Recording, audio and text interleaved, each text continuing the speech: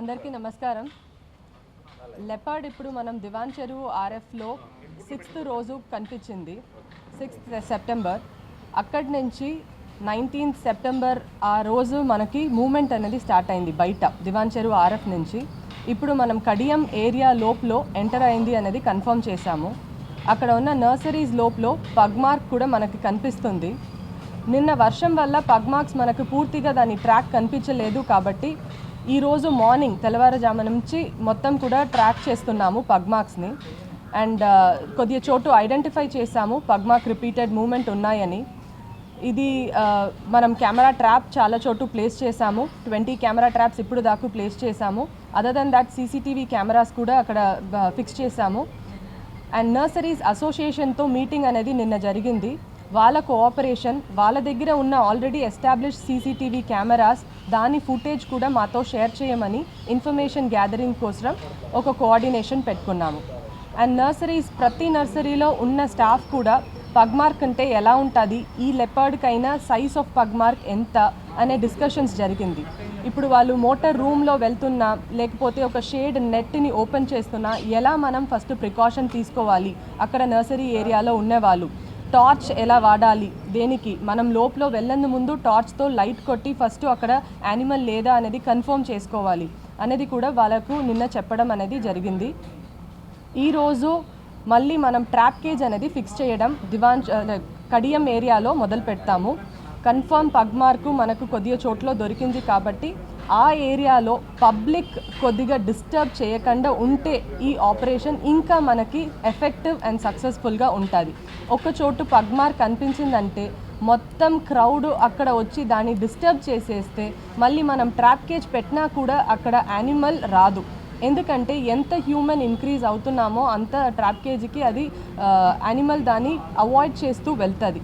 ఇది ఒక ఇన్ఫర్మేషన్ అందరూ కూడా గుర్తు చేసుకొని ఎక్కడైనా ఫారెస్ట్ డిపార్ట్మెంట్ వాళ్ళు ఐడెంటిఫై చేసి దానికి యాక్షన్ తీసుకున్నారంటే క్రౌడ్ అక్కడి నుంచి కొద్దిగా డిస్పర్స్ అయిపోవాలి. మనం చెప్తే అది కొద్దిగా మనకు హెల్ప్ చేస్తే we will be able to capture the animal in a better way.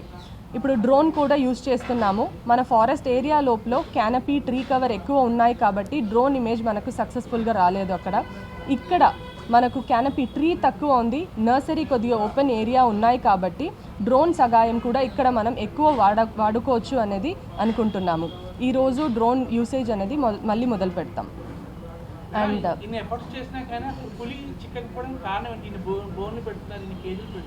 Okay, first of all అది ఒక వైల్డ్ లైఫ్ అనేది మనం కన్ఫర్మ్గా అర్థం చేసుకోవాలి. It is a wild life. Wild life అంటే ఆ వైల్డ్ బిహేవియర్ అనేది తనకు ఉంటుంది. నేచర్ కాకుండా మీరు ఏది పెట్టినా కూడా దానికి అది ట్రస్ట్ అనేది ఉండదు. అండ్ ఇది మనం ఇక్కడ ఒక లెపర్డ్ చూస్తున్నాము. త్రూ అవుట్ ఇండియా ఈ ఒక్క ఇయర్లో మాత్రం there are 76 leopard straying in human habitation.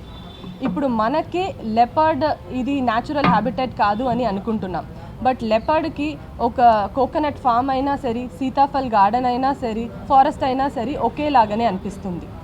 ఆ లెపర్డ్కి ఇది అన్నీ కూడా హ్యాబిటేట్ లాగానే ఉన్నాయి కాబట్టి అది ఫ్రీగా రోమ్ అవుతుంది, ఆహారం దొరుకుతుంది. మళ్ళీ మనం ఆర్టిఫిషియల్గా పెడుతున్న ఒక ట్రాప్ కేజీకి రావడానికి టైం పడుతుంది. అండ్ ఇన్ఫ్యాక్ట్ మనం పెట్టిన లొకేషన్స్ అన్నీ కరెక్ట్. ఆ ట్రాప్ కేజ్ లొకేషన్స్లో ఏ ప్రాబ్లం లేదు అనేది కూడా కన్ఫర్మ్ చేసుకున్నాం.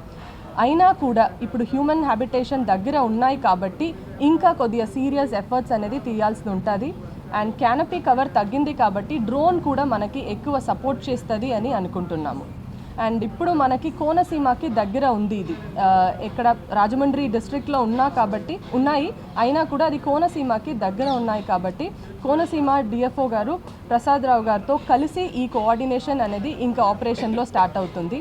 వాళ్ళ స్టాఫ్ కూడా ఈ ఆపరేషన్లో మనకు ఇంకా ఎక్కువ man power and technical knowledge అనేది వాళ్ళ సైడ్ నుంచి కూడా మనకు సపోర్ట్ అనేది దొరుకుతుంది.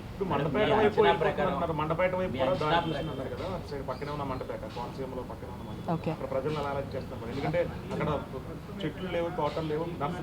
ఇంకా మండపేట వైపు అది వెళ్ళట్లేదండి. ఇప్పుడు కూడా కడియం లోపలనే ఉంది. మార్నింగ్ పగ్ మార్క్ కూడా ట్రేస్ చేశాము. అండ్ ఆఫ్టర్ రెయిన్, మార్నింగ్ కూడా మనకి రెయిన్ ఉన్నింది, ఎర్లీ మార్నింగ్ రెయిన్, దాని తర్వాత ఉన్న పగ్ మార్క్స్ కూడా ట్రేస్ అవుట్ చేసేసాము. ఇప్పుడు కూడా కడియంలోనే ఉంది, మండపేట వైపు వెళ్ళట్లేదు. ఈవెన్ దెన్ వెళ్ళలేదు. అయినా కూడా డిఎఫ్ఓ గారు అక్కడ కోనసీమలో చాలా అవేర్నెస్ అనేది రెవెన్యూ డిపార్ట్మెంట్తో కలిసి కూడా తీసుకున్నారు. దాని గురించి చెప్పండి సార్.